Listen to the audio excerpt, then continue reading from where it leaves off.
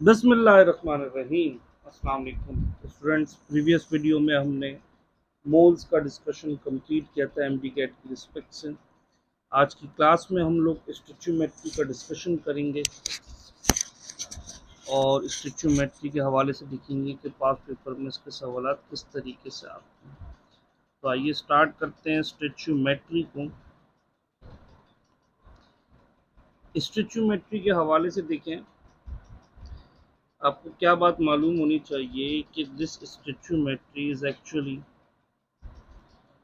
a quantitative relationship between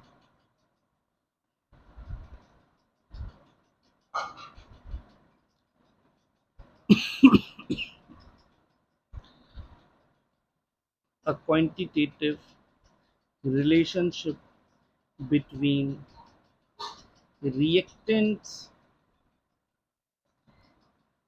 and products with the help of a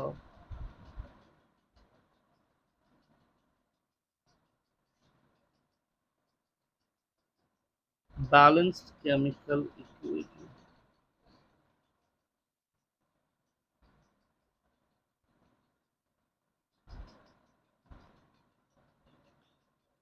अगर आप किसी chemical equation में reactant और प्रोडक्ट के दरमियान कोई रिलेशनशिप फाइंड करते हैं, for example this is a chemical reaction in which reactant A and B are converting into product C।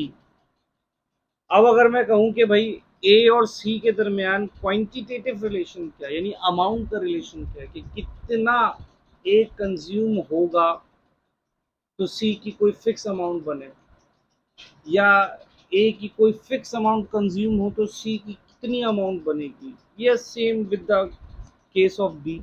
अगर हम इस तरीके से डिस्कशन करते हैं क्वांटिटेटिव रिलेशनशिप, स्टिचोमेट्री में एक बात का खास ख्याल रखा जाए कि स्टिचोमेट्री में बैलेंस केमिकल इक्वेशन का लाजमी डिस्कशन करना होता है। अगर आप बैलेंस केमिकल इक्वेशन नहीं इस्तेमाल करेंगे तो आपका सारा डिस्कशन खराब हो जाएगा, आपकी सारी कैलकुलेशन खराब हो जाएगी। यानी कि स्टिचोमेट्री में अगर कोई प्रॉब्लम सॉल्व कर रहे हैं तो first of all make sure कि आप लोगों के पास जो इक्वेशन है वो बैलेंस्ड है। If the equation is not balanced, you cannot proceed further. You cannot proceed further for that question। अब स्टिचोमेट्री की डिफरेंट डिस्कशंस होते हैं, जैसे कि मास mass relationship.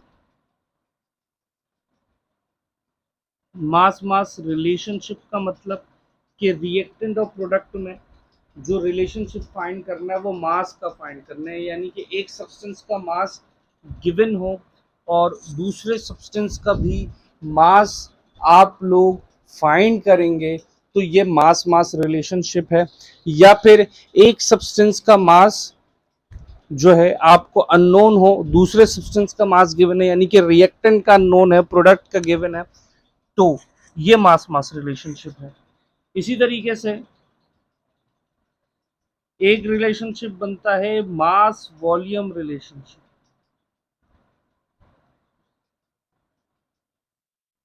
Mass volume relationship, इसमें एक सब्सटेंस का मास गिवन होगा और दूसरे सब्सटेंस का वॉल्यूम कैलकुलेट करना है कि इसका वॉल्यूम क्या है। और तीसरा डिस्कशन यहाँ पे हमारे पास बनता है वॉल्यूम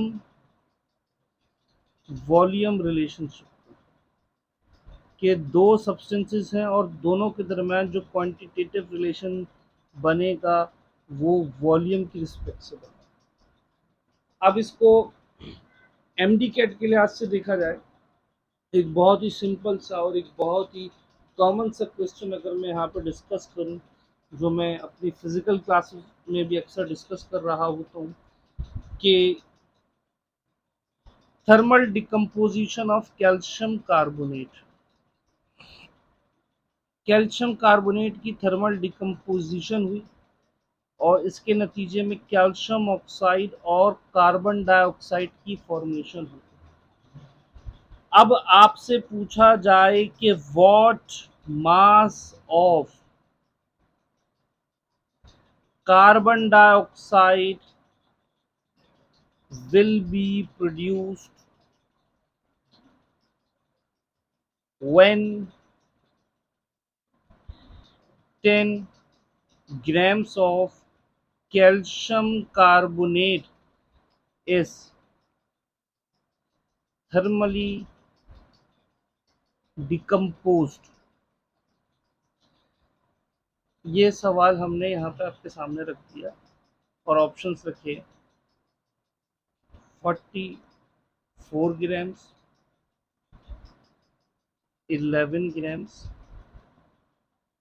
4.4 ग्राम्स और डी हमने रखा 88 ग्राम्स। अब देखें एक सवाल मौजूद है मास मास रिलेशनशिप का। मास मास रिलेशनशिप क्यों? क्योंकि जो अमाउंट गिवन है वो भी मास है और जो अमाउंट कैलकुलेट करनी है वो भी मास है। अब आप क्या करें भाई, आप सीधा सीधा एक काम कर लें कि इक्वेशन को देखें। आपने इक्वेशन देखी, ये रही इक्वेशन, कैल्शियम कार्बोनेट और कार्बन डाइऑक्साइड का डिस्कशन करना, तो ये फिल वक्त ये बना दिया। अब देखो ये जो ऊपर इक्वेशन थी, जो ऊपर सवाल में गिवन थी, पहले ये चेक कर लो either this equation is balance और not. Equation is balance. Atomic mass for calcium is 40, carbon is 12, oxygen is 16, which means के कैल्शियम कार्बोनेट का मॉलिक्यूलर मास कितना बनता है 40। इसके मोल्स कितने मौजूद है 1 और कार्बन डाइऑक्साइड के मोल्स कितने मौजूद है 1। जब कोफिशिएंट कुछ भी नहीं होता तो 1 होता। तो मोलर मास इसका बना 44 ग्राम्स, सॉरी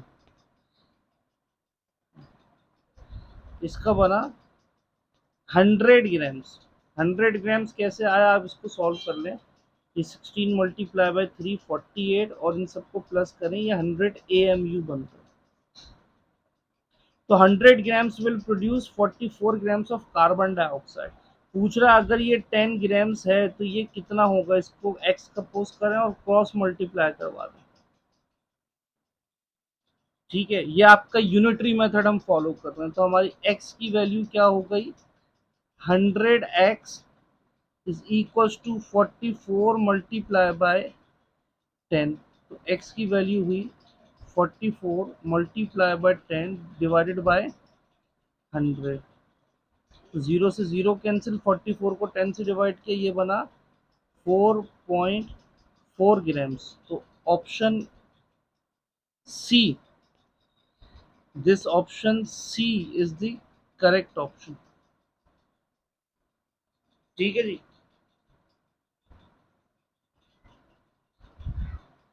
ये हो गया मास मास रिलेशनशिप का डिस्कशन। अब अगर इसी क्वेश्चन में आपसे कहा जाए सेम इक्वेशन, सेम वैल्यूज और कहे what volume of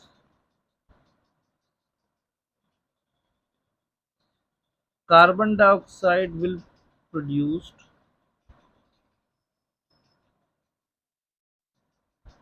when 10 grams of calcium carbonate is thermally decomposed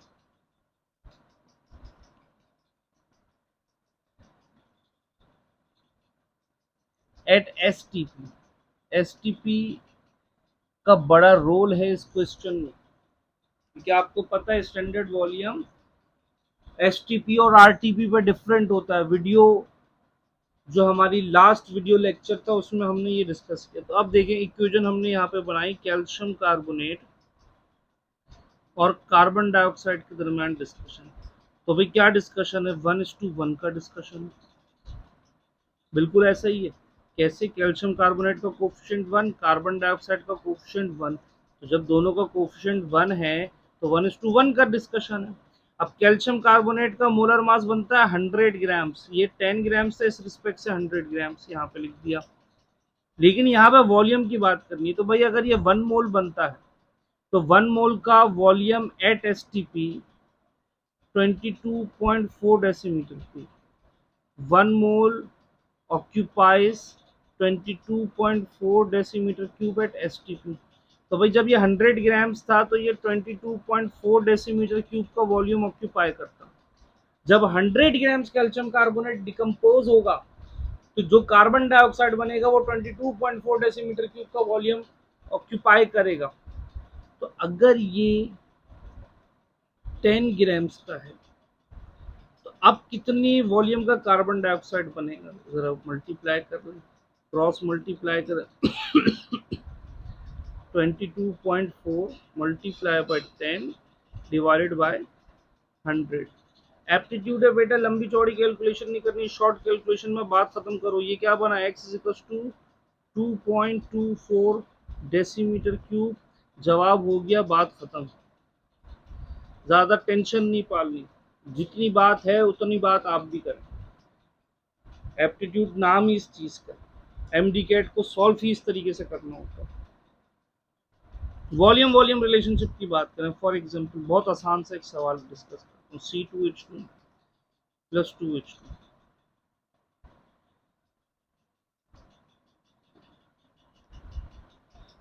what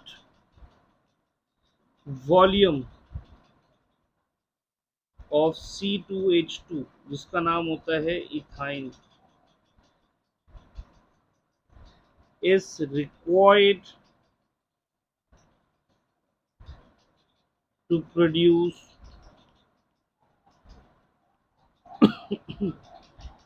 500 decimetre cube of C2H6, जो कि होता है इथेन। हो गया भाई सवाल। अब जरा देखें इक्वेशन को, देखें क्या बैलेंस है, C2H2 plus 2H2 producing C2H6 का इक्वेशन बैलेंस है। हाँ भाई इक्वेशन बैलेंस है। अब रिलेशन C2H2 और C2H6 में बनेगा तो दोनों के दरमियान कोफिशिएंट्स क्या है भाई, दोनों के कोफिशिएंट 1 और 1 है। ठीक है, 1 और 1, तो 1:1 का रिलेशन है।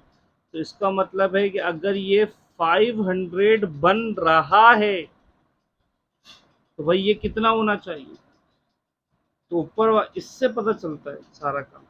अगर ये 1 होता है तो ये कितना बनता है, 1। अगर ये 500 बन गया तो इसका मतलब है x की वैल्यू भी क्या होनी चाहिए, 500। तो इट मीन्स के 500 decimetre cube of ethyne is required to produce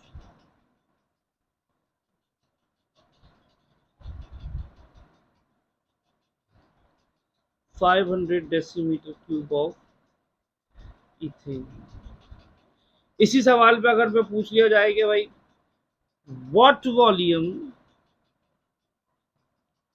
इसी सवाल पे पूछ लिया जाए what volume of H2 is required to produce, same values के ऊपर बात करते हैं, produce 500 decimetre cube of C2H6। ये लिख लिया। अब इक्वेशन वापस से रिपीट करें, C2H2 plus 2H2 produces C2H6। अब आप देखें कि H2 और C2H6 के दरमियान कोफिशिएंट क्या है, ये है 2:1 का रिलेशन, विच मीन्स के हाइड्रोजन की जितनी भी अमाउंट होगी उसकी अमाउंट, यानी इथेन की अमाउंट इसकी हाफ होगी। तो अगर ये 2 है तो ये 1 है, ये 10 होगा तो ये 5 होगा, ये 100 होगा तो ये 50 होगा।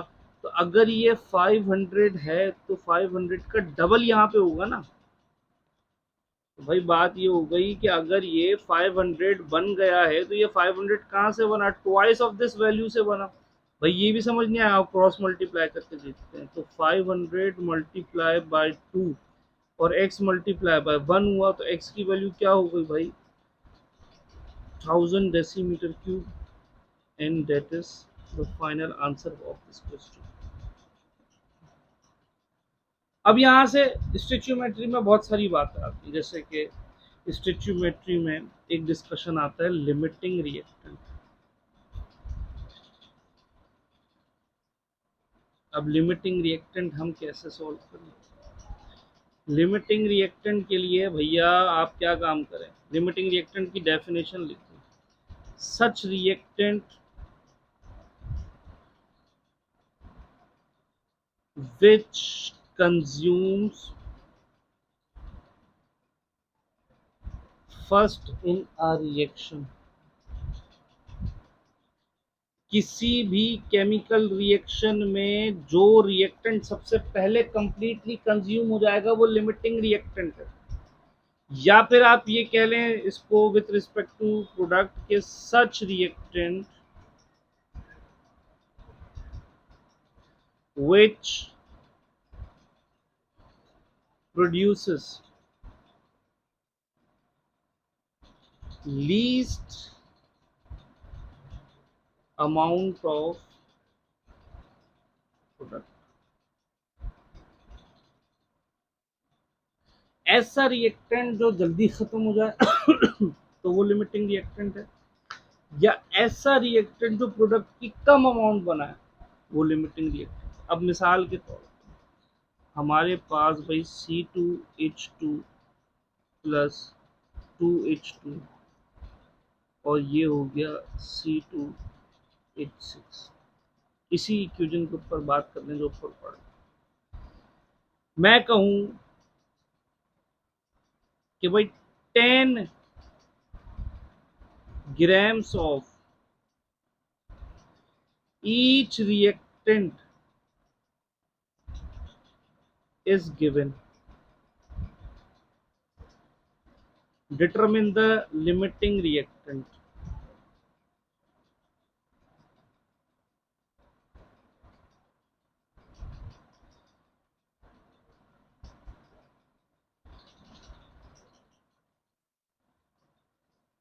एक ऑप्शन हम लिखते हैं C2H2, एक लिखते हैं H2, एक लिखते हैं बोथ A एंड B, और एक ऑप्शन लिखते हैं नन। भाई सॉल्व कैसे करें इस सवाल को? इस सवाल को सॉल्व करने के लिए हमने सबसे पहले तो ये इक्वेशन लिखी C2H2 और फिर लिखा H2, ठीक है भाई 2H2। इसका मॉलिक्यूलर मास क्या है? 12 कार्बन होता है, हाइड्रोजन होता है 1। 12 12 24, 24 और 2 26, तो 10 को डिवाइड कर दिया आपने 26 से, और यहाँ पे 10 को डिवाइड कर दिया 2 से। अब भाई 10 को 26 से, 10 को 2 से डिवाइड किया, भाई दोनों के मासेस तो गिवन है ना, दोनों के मासेस तो गिवन है। यहाँ पे लिखा हुआ है कि भाई 10 ग्राम्स ऑफ ईच रिएक्टेंट, इसका मतलब है 10 ग्राम्स ऑफ C2H2 और 10 ग्राम्स ऑफ हाइड्रोजन। तो उनके मॉलिक्यूलर मासेस से आपने इसको डिवाइड कर दिया, जैसे कि 10 को डिवाइड कर दिया 26 से, ठीक है। अब यहाँ पे यकीनन ये वैल्यू विदाउट कैलकुलेटर सॉल्व करना थोड़ा सा मुश्किल है, थोड़ा सा मुश्किल है, लेकिन एक अंदाजा लगा लो भाई, इसको 26 को 25 कर दो, अपनी आसानी के लिए 26 को क्या कर दो 25 कर दो, अब हो जाएगा, अब तो हो जाएगा ना, कुछ देर के लिए, ज्यादा नहीं, मतलब अप्रोक्स आंसर चाहिए ना। ये बन गया 0.4, ये हो गया 5, दोनों के मोल्स आ गए। अब जरा देखो C2H2 का रेशो बनाओ C2H6 के साथ, दोनों के दरम्यान 1:1 का रिलेशन है, तो अगर ये 0.4 है तो ये कितना बनेगा 0.4।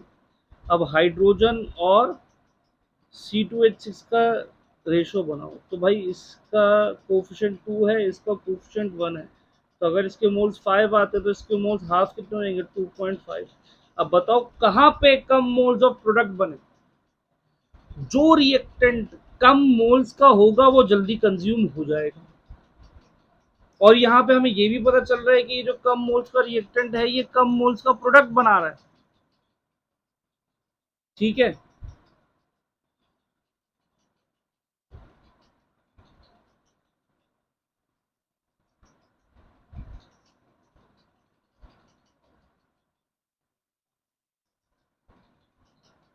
ठीक है। तो आपने करेक्ट ऑप्शन क्या मार्क कर दिया? C2H2। अब ऐसे सवालों के लिए आगे क्या बात होगी?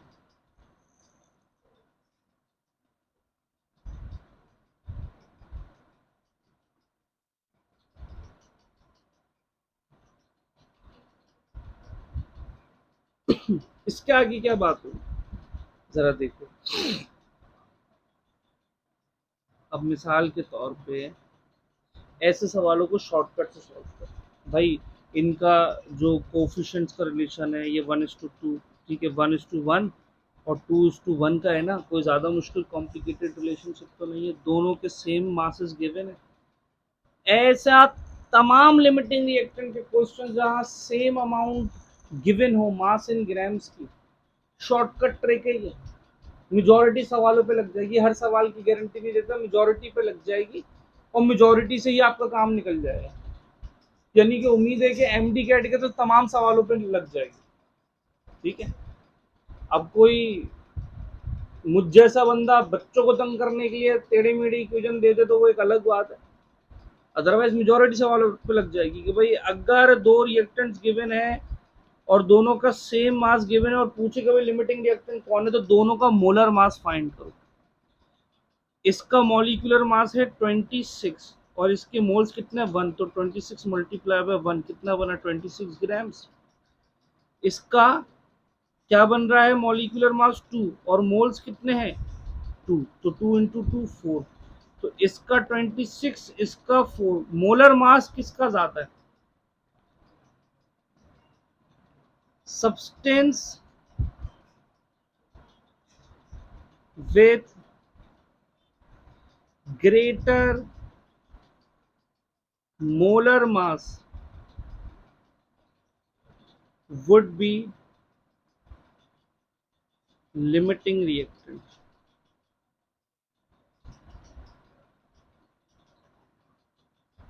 इन मेजॉरिटी केसेस, ठीक है, तो option A is the correct answer. बात यहाँ पे खत्म हो गई लिमिटिंग रिएक्शन की। अब देखो भाई एक सवाल एमडी कैट में तो इसका सवाल न्यूमेरिकल वाइज नहीं बना, लेकिन हम फिर भी इसका थोड़ा बहुत डिस्कशन कर लेते हैं। वो है परसेंटेज यील्ड। परसेंटेज यील्ड से क्या मुराद है? Percentage yield help us to determine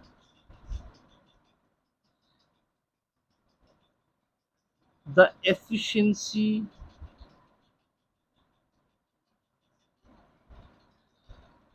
of the reaction।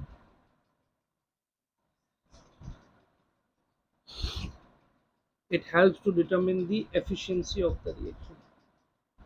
सही। कैसे फाइंड आउट करते हैं कि ये परसेंटेज यील्ड, इसका फॉर्मूला होता है actual yield divided by theoretical yield multiplied by 100। what is actual yield? actual yield, अच्छा मैं ये बता दूं कि अगर कोई यहाँ पे ये कंफ्यूजन है कि सर यील्ड क्या है, तो भाई यील्ड का मतलब होता है अमाउंट ऑफ प्रोडक्ट। ये साइंटिफिक टर्मिनोलॉजी है, इसको यूज किया जाता है अमाउंट ऑफ प्रोडक्ट के लिए। तो परसेंटेज, एक्चुअल यील्ड का मतलब है amount of product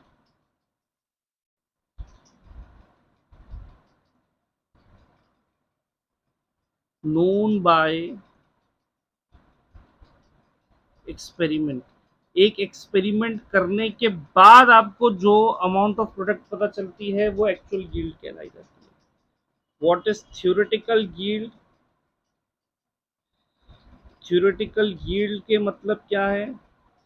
amount of product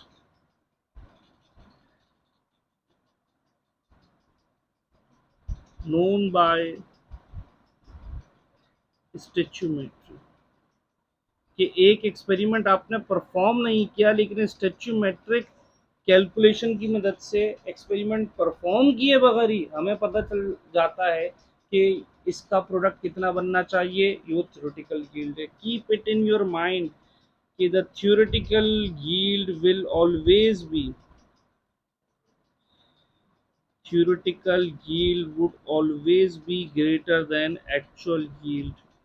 हमेशा थ्योरेटिकल यील्ड की जो वैल्यू होती है वो एक्चुअल यील्ड से ज़्यादा होती है। क्यों? क्योंकि थ्योरेटिकल यील्ड में कोई फैक्टर अप्लाई नहीं हो रहा होता, मॉइस्चर अप्लाई नहीं हो रहा होता, एरर के चांसेस नहीं होते, ठीक है, ऑब्जर्वेशन एरर नहीं होता, कोई एरर नहीं होता, कोई फैक्टर अप्लाई नहीं होता, कोई साइड रिएक्शन नहीं हो रहा होता। लेकिन एक्चुअल रिएक्शन जब आप परफॉर्म करवाते हैं तो एरर के भी चांसेस होते हैं, ऑब्जर्वेशन एरर के भी चांसेस होते हैं, साइड रिएक्शन के भी चांसेस होते हैं, इन्वायरमेंट भी अफेक्ट कर रहा होता है। तो एक्चुअल यील्ड की वैल्यू हमेशा कम होती है as compare to the theoretical yield. यहाँ पे ये बात मुकम्मल है। ठीक है, परसेंटेज यील्ड के सवाल 2019 एमडी कैट में 2019 एमडी कैट में परसेंटेज यील्ड का ये फॉर्मूला पूछा जा चुका है।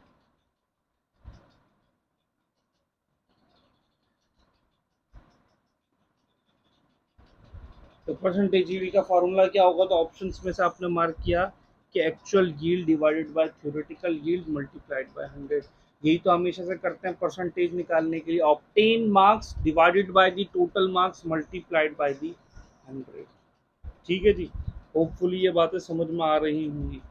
अब यहाँ से हम चलते हैं एक वाइंड अप सेशन पे। क्यों? हम पढ़ते हैं आखिरी के कुछ टॉपिक्स और इस चैप्टर को ही वाइंड अप करने की।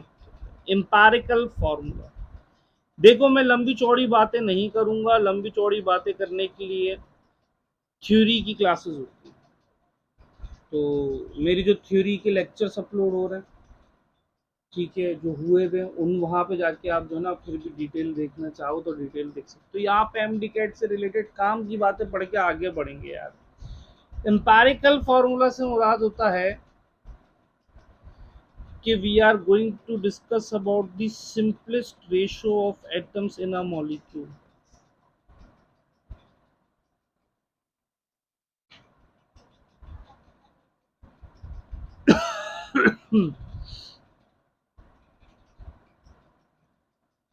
और मॉलिक्यूलर फॉर्मूला से क्या मुराद होती है?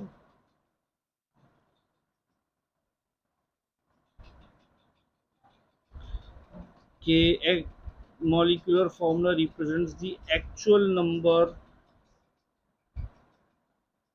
Of atoms in a molecule. ठीक है जी। अब कुछ कंपाउंड्स ऐसे होते हैं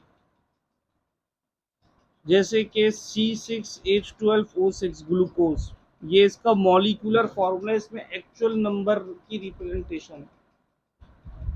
लेकिन अगर इसका सिंपलेस्ट रेशियो निकालो 6, 12, 6, तो ये क्या बनेगा? 1:2:1। तो हमने इसको लिख दिया CH2O। ये इसका एम्पिरिकल फॉर्मूला होगा। अब कुछ मॉलिक्यूल्स ऐसे होते हैं जिनका एम्पिरिकल और मॉलिक्यूलर फॉर्मूला तकरीबन होता है सेम। मिसाल के तौर पे CH4, ठीक है, CH4 methane, NaCl ionic compound, उसमें तो बात ही अलग हो जाएगी। अच्छा, एम्पिरिकल मॉलिक्यूलर फॉर्मूला के हवाले से भाई बहुत लंबी चौड़ी कहानियां होती हैं। एम्पिरिकल फार्मूला, मॉलिक्यूलर फार्मूला, आपको एक सवाल दे दिया for combustion analysis. Usually empirical molecular formula में कंबस्शन एनालिसिस के क्वेश्चंस होते हैं कि एक हाइड्रोकार्बन की कंबस्शन का जिक्र है, कहेगा कि एक हाइड्रोकार्बन है CXHY, इसकी कंबस्शन हुई एक्सेस ऑफ ऑक्सीजन में, तो बताओ उसका मॉलिक्यूलर फॉर्मूला क्या होगा। तो बता देगा इतने ग्राम्स ऑफ कार्बन डाइऑक्साइड और इतने ग्राम्स ऑफ वाटर बना। ये जो मैंने जनरल इक्वेशन लिखी है ना कंबशन ऑफ हाइड्रोकार्बन की, ये हर एमडी कैट के स्टूडेंट को जबानी याद होनी चाहिए, हर एमडी कैट के स्टूडेंट। देखो पहले वो रिवायती बात करते हैं भाई, एम्पेरिकल फॉर्मूला निकालने के लिए हम कार्बन डाइऑक्साइड और H2O के जो मासेस गिवन होते हैं उनसे निकालते हैं। Step 1, masses of element.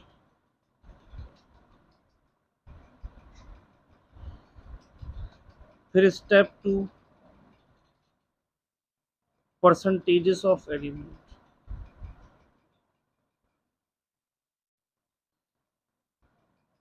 Step 3,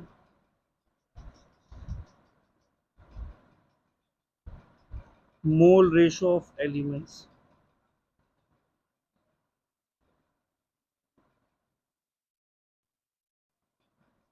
step 4, simplest mole ratio of elements.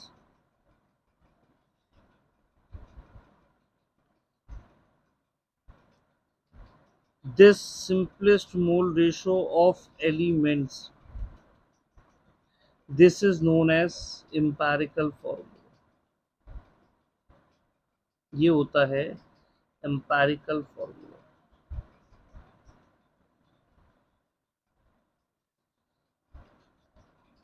ठीक है भाई। empirical formula से molecular formula कैसे निकलता है कि फॉर एग्जांपल empirical formula जो आपने फाइंड कर लिया उसको यूज किया empirical formula मास इस्तेमाल करने के लिए, यूज फाइंड करने के लिए, यानी उस एम्पेरिकल फार्मूला का मास फाइंड कर लिया।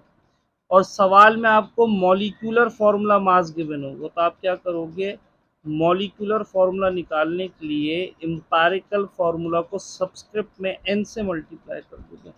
And what is this n? This n is known as the ratio of molecular formula mass and the empirical formula mass. लेकिन इतनी लंबी चौड़ी कहानियों की ज़रूरत होती नहीं है, हमारे अक्सर सवाल जो ना बहुत सिंपल तरीके से सॉल्व हो जाते हैं। ठीक है, मिसाल के तौर पे मैं यहाँ पे आप लोगों के सामने एक सवाल मेंशन करूँ। ठीक है, ये 2014 2014 का ये क्वेश्चन है, 2014 का क्वेश्चन है एम्पेरिकल मॉलिक्यूलर फार्मूला का। भाई सवाल में लिखा है कि कार्बन 12.8 ग्राम से, हाइड्रोजन 2.1 ग्राम से, ब्रोमीन 85.1%, सॉरी ग्राम्स नहीं है सारे परसेंटेज है, 12.8%, 2.1% एंड ब्रोमीन 85.1%। बताओ मॉलिक्यूलर फॉर्मूला क्या होगा। तो सवाल में मॉलिक्यूलर मास तो गिवन है, तो अब ऐसे सवालात को सॉल्व करने का क्या तरीका है कि फाइंड या डिटरमिन या ऑब्जर्व मॉलिक्यूलर फॉर्मूला, जिसको हम एमआर कहते हैं, molecular formula of each option. हर सवाल का मॉलिक्यूलर मास देखो, one having same MR as given in question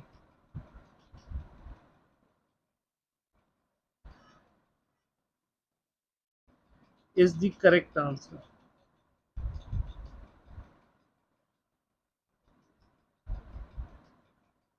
ये आप लोगों को बात बता दी, अब जीते रहो इस सवाल, ऐसे कोई भी सवाल आए ना हमेशा।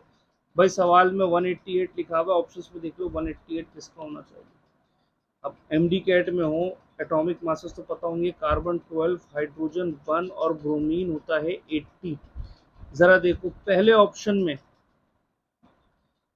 80 प्लस 12, ये कितना हुआ 92, 92 और 2 ये हो गया 94। तो भाई ऑप्शन ए इनकरेक्ट हो गया। दूसरा ऑप्शन देखो तो 80 मल्टीप्लाई बाय 2 ये हो गया 160, 160 प्लस 24, 160 प्लस 24 हुआ 184, 184 प्लस 4 ये हो गया 188। सवाल में दिया गया मॉलिक्यूलर मास और यहाँ पे जो मॉलिक्यूलर मास है वो करेक्ट है, option B is the correct answer. दूसरे सवालों को देखने की जरूरत ही नहीं। और बताओ इससे ज्यादा आसान क्या करें। ठीक है भाई, तो यहाँ पे हमारा ये यूनिट, ये chapter introduction to fundamentals of chemistry complete होता है। होपफुली इन 3 वीडियोस के जरिए आपके एमडी कैट के हवाले से इस चैप्टर की 100% तैयारी हो जाएगी। जो भी आपको कमी बेशी लगे वो कमेंट्स में ज़रूर बताइएगा। अल्लाह हाफिज़।